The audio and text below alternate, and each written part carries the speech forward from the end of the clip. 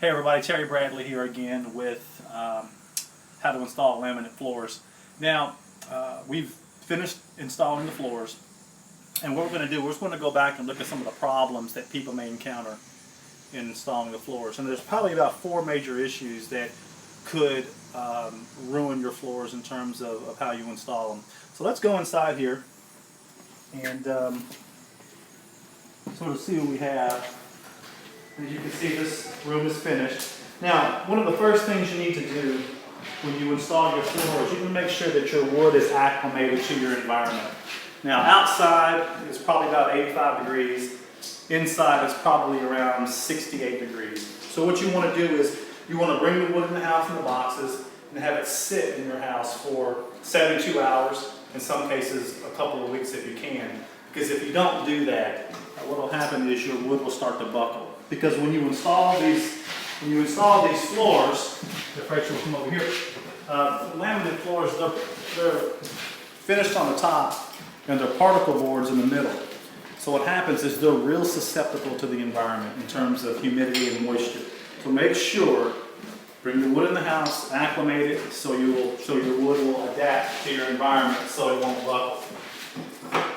Second thing is spacing around your structures.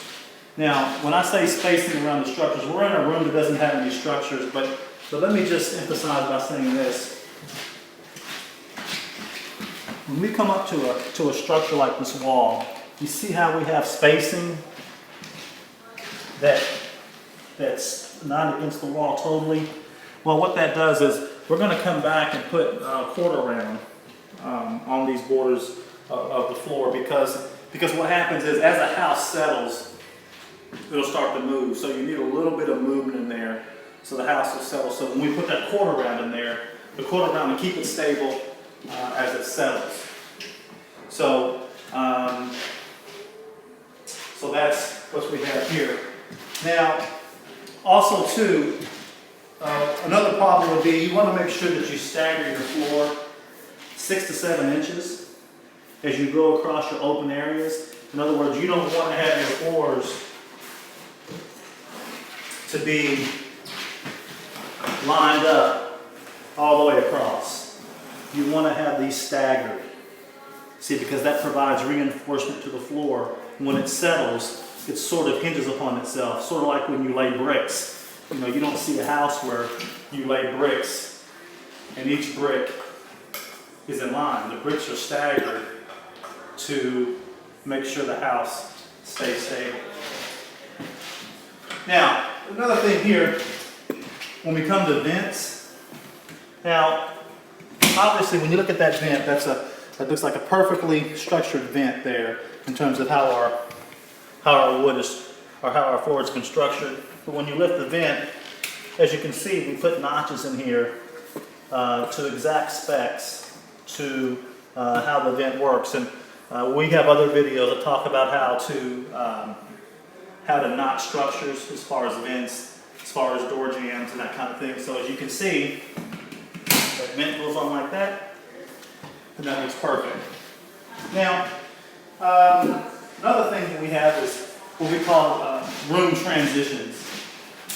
And what I mean by that is, a lot of times when you're coming out of a room into another room, you've got door jambs.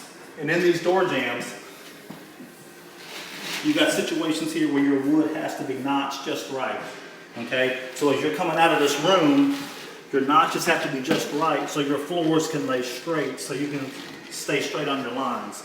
And that doesn't take long to do, but sometimes people really just don't take the time to make that, what I call 1/8 of an inch cut, to make sure that line runs straight. Okay? Another thing, Rachel, you come with me. And this was sort of brought to my attention the other day. Just turn it down a little bit.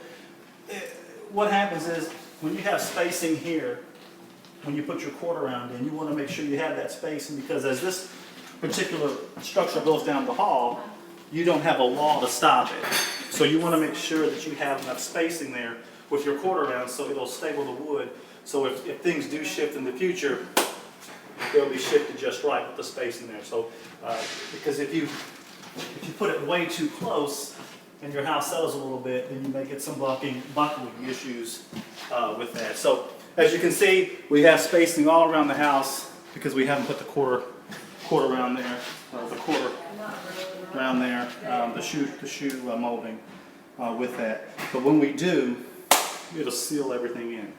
And those are the major problems that people have.